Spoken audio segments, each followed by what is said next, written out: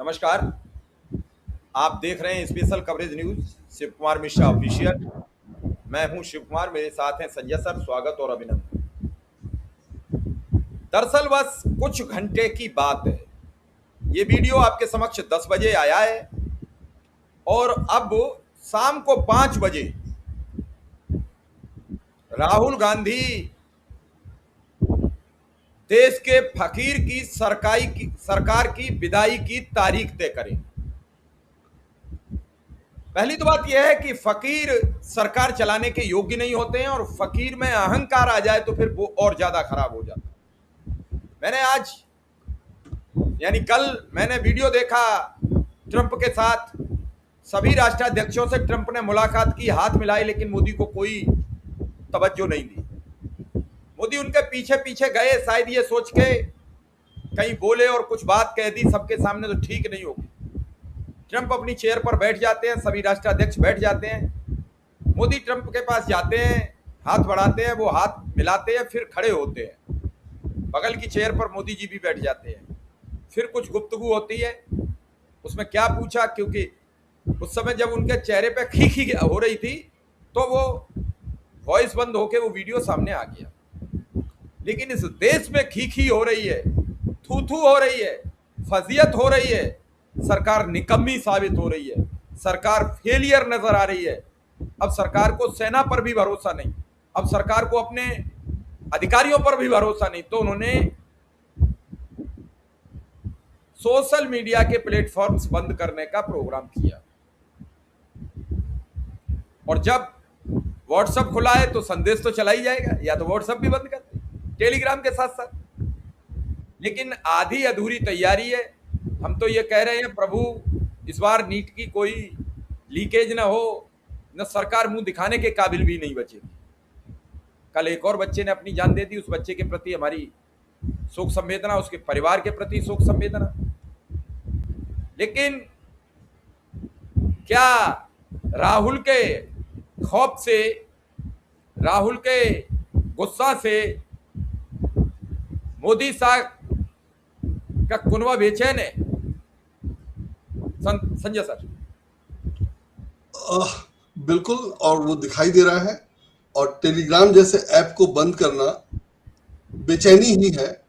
और वो जो कल हम लोगों ने बात की थी कि आरएसएस के रजिस्ट्रेशन की बात हो रही है, उससे आरएसएस में जो बौखलाहट है, आरएसएस सिर्फ आरएसएस में नहीं है, तमाम प्रचारकों में है। और आरएसएस से मतलब बीजेपी के सांसद भी परेशान हैं या कुतर्क कर रहे हैं, जो कुछ भी कहिए। तो परेशानी तो दिख रही है बुरी तरह। और परेशानी का आलम यह है कि कोटा में राहुल गांधी की रैली है या जो कुछ भी कहिए, छात्रों से मुलाकात है, छात्रों से बात करने वाले हैं वो, और उससे इतनी घबराहट है कि राहुल गांधी के पोस्टर बैनर जो लगे हैं कोटा में वो हटवाए जा रहे हैं।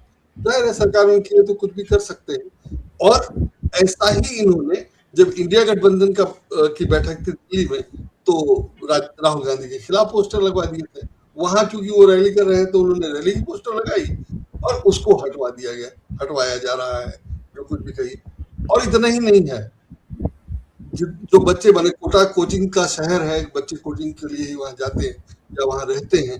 कोचिंग संचालकों की तरफ से ये कहा गया है, धमकी दी गई है कि उसमें जाना नहीं है रैली में, और बंद करने की भी खबर है। तो मतलब सरकार की घबराहट, परेशानी दिखाई दे रही है।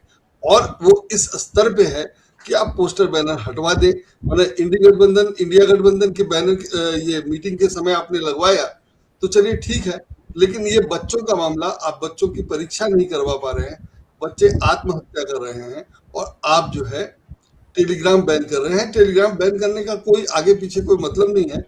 और अगर टेलीग्राम बैन करना पड़ रहा है तो सेना से क्वेश्चन पेपर भेजने का क्या मतलब है?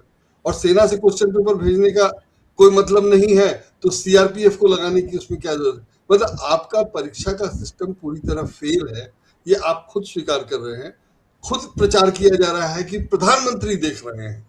तो प्रधानमंत्री देख रहे हैं मतलब शिक्षा मंत्री नहीं कुछ कर पा रहे हैं ना। तो जब शिक्षा मंत्री कुछ कर नहीं पा रहे हैं तो उनको हटाया क्यों नहीं जा रहा है या बदला क्यों नहीं जा रहा है? कोई ऐसा शिक्षा मंत्री क्यों नहीं ढूंढा जा रहा है जो प्रधानमंत्री को फ्री रहने दे, प्रधानमंत्री को प्रधानमंत्री का काम करने दे? प्रधानमंत्री को शिक्षा मंत्री का काम क्यों करना पड़ रहा है? और शिक्षा मंत्री का काम अगर वो कर रहे हैं तो शिक्षा मंत्री को हटा क्यों नहीं दे रहे हैं? तो जाहिर है कि गड़बड़ी जो है वो कहाँ है, या तो समझ में नहीं आ रहा है या अच्छी तरह पता है। जैसे मैंने मुझे लगता है कि लीक तो कहीं सुराग से होगा, और सुराग पे आपने धर्मेंद्र प्रधान को बैठा रखा है, तो आपको या तो पता है कि धर्मेंद्र प्रधान सुराग पे बैठे हैं, या आपको पता ही नहीं है कि सुराग कहाँ है। दो ही बात हो सकती है, तीसरी तो कोई बात हो नहीं सकती।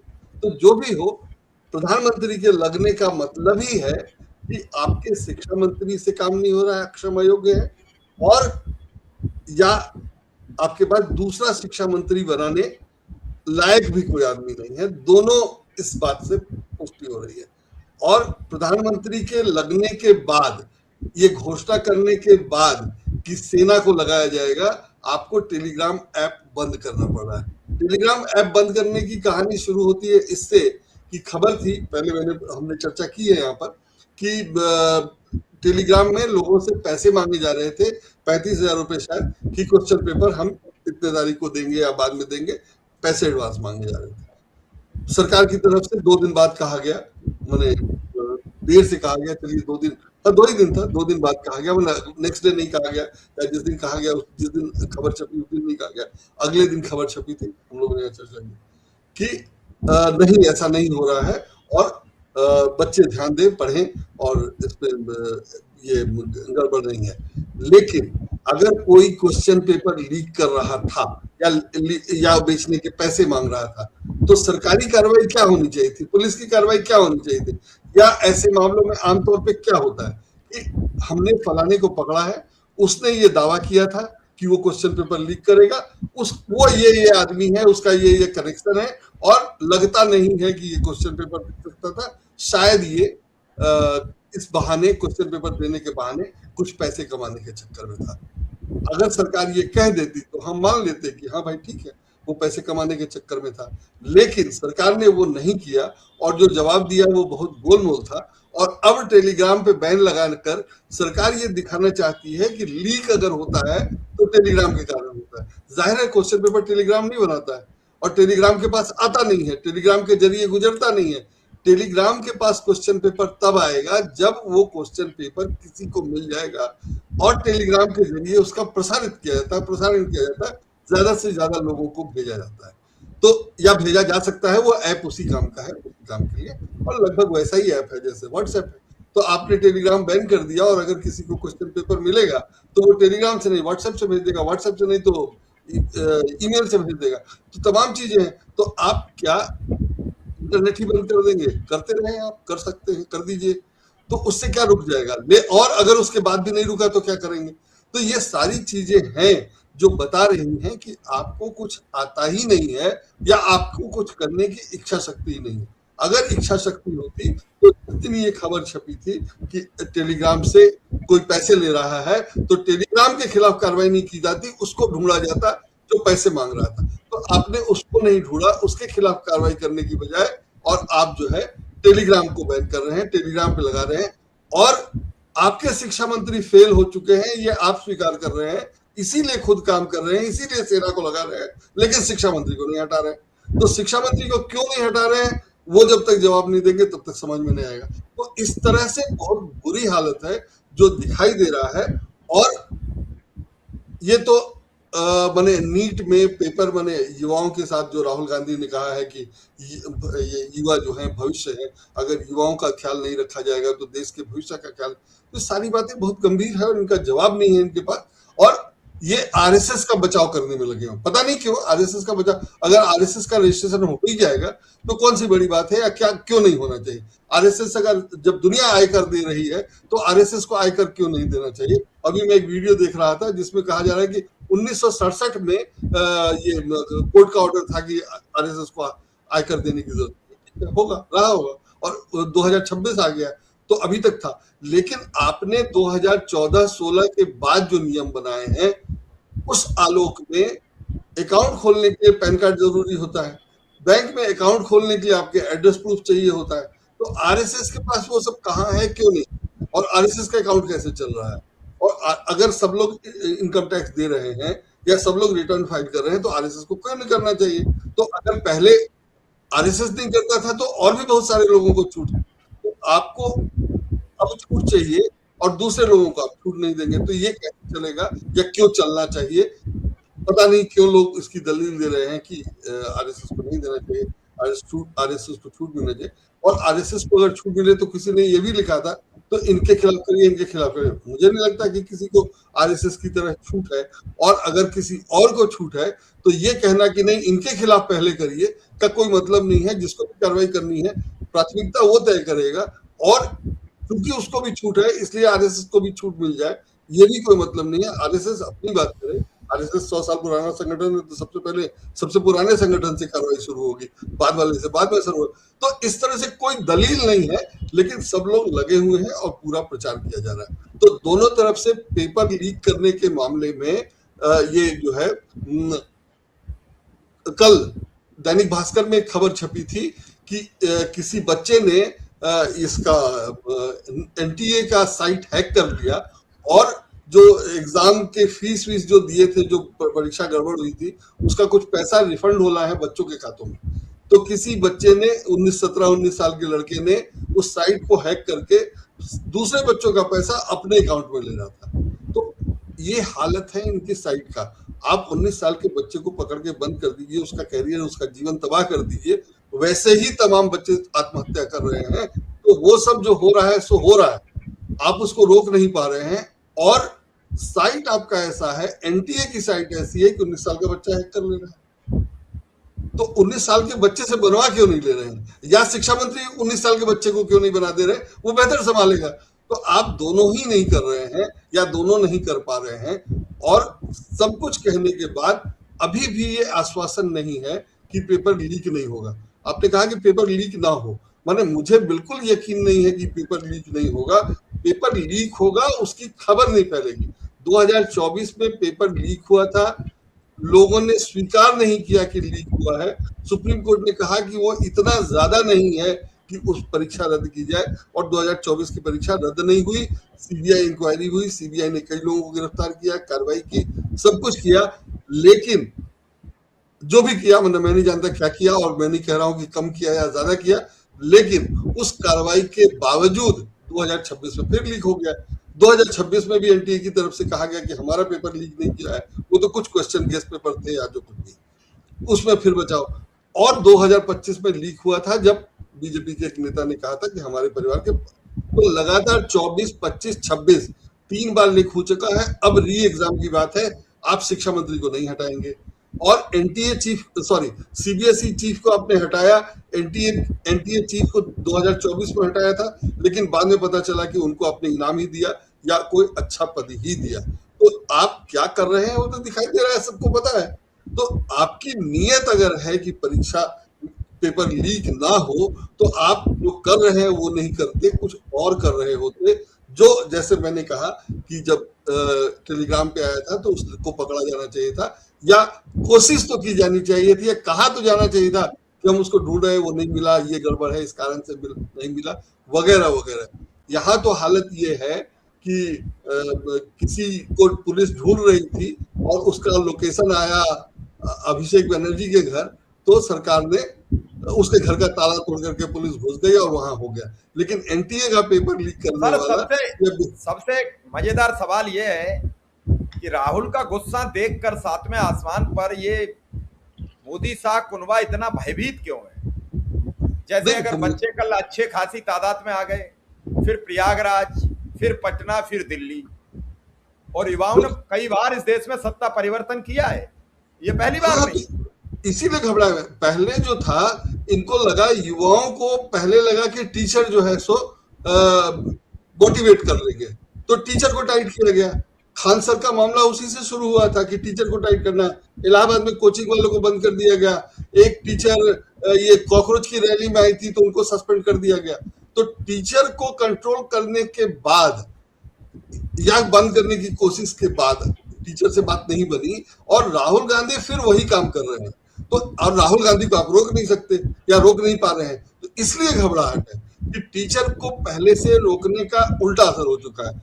अर्चना क्या नाम है, उनका नाम बोला, जो जिनने आज तक की एंकर, जिनने खान सर के खिलाफ कहा कौड़ी के और ये उनसे बुलवाया गया था, इसमें तो अब कोई शक नहीं है।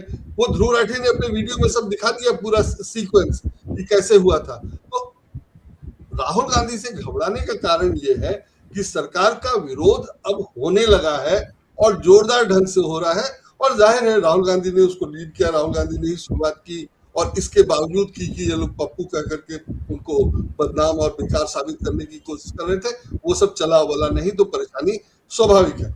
लेकिन बात अब सिर्फ राहुल गांधी तक नहीं रुकी है, अब जो शिक्षक हैं और छात्रों तक आ गया है। जैसे कॉकरोच जनता पार्टी को इन लोगों ने जिस ढंग से बदनाम और डिस्क्रेडिट करने की कोशिश की, परमिशन देकर या नहीं देकर, या वहां अपने लोगों को लगाकर, जो सब हुआ सब अब तो सार्वजनिक है, सबको पता है। और राहुल गांधी की रैली से परेशान है कि उनका पोस्टर हटवा रहे हैं, वहां उनको परमिशन दे दिया गया जाकर के हवाई अड्डे पे, और यहाँ राहुल गांधी। तो राहुल गांधी से घबराने का कारण ये है कि राहुल गांधी पे इनका फॉर्मूला काम नहीं कर रहा है। जिस ढंग से ये बाकी लोगों को बदनाम करके काम चला लेते हैं, वो राहुल गांधी पे नहीं चलता है, और राहुल गांधी का तरीका औरों से अलग होता है। तो शिक्षकों ने जैसे काम किया और शिक्षकों का कोचिंग इन्होंने बंद करा दिया, तो राहुल गांधी का पता है कि राहुल गांधी का अगर कुछ करेंगे तो और उल्टा असर करेगा, पहले भी कर रहा था।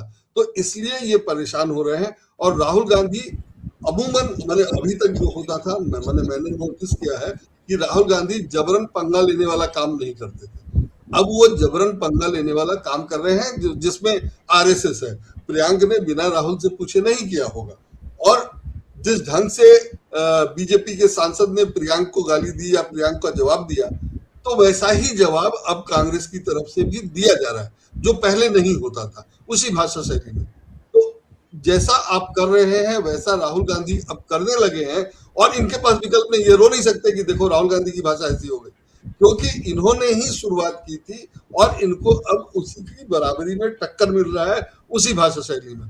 तो अब ये रो भी नहीं सकते हैं, और जाहिर है कि परेशान हो रहे हैं कि जो इनके पास, जो इनका अस्त्र था, शस्त्र था कि गाली दो, ट्रोल लगा दो, वो गाली और ट्रोल काम नहीं कर रहा है, इसलिए ये परेशान है। जैसे जिसने भी लिखा कुछ भी सरकार के पक्ष में या इसके खिलाफ, उसको इतनी गालियां वहीं पड़ जाती हैं कि कमेंट बंद करना पड़ता है। तो कमेंट जब बंद कर रहे हैं या जो गालियां पड़ रही हैं, उससे घबराहट तो दिखाई दे रही है, और वही घबराहट है कि आपने टेलीग्राम को बैन कर दिया, ये दिखाने के लिए कि बहुत बड़ा मामला है, जबकि बड़ा मामला नहीं है।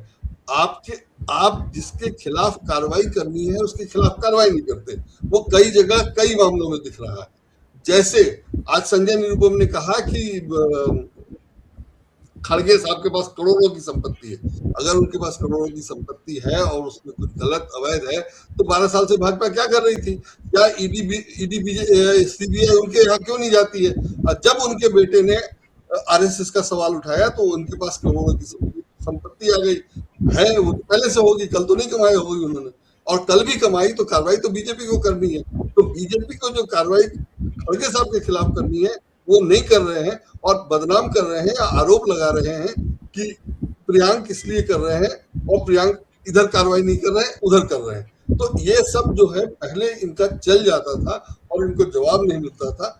अब चूंकि जवाब मिल रहा है, बढ़िया से मिल रहा है, इसलिए मुझे लगता है कि ज्यादा घबराए हुए हैं।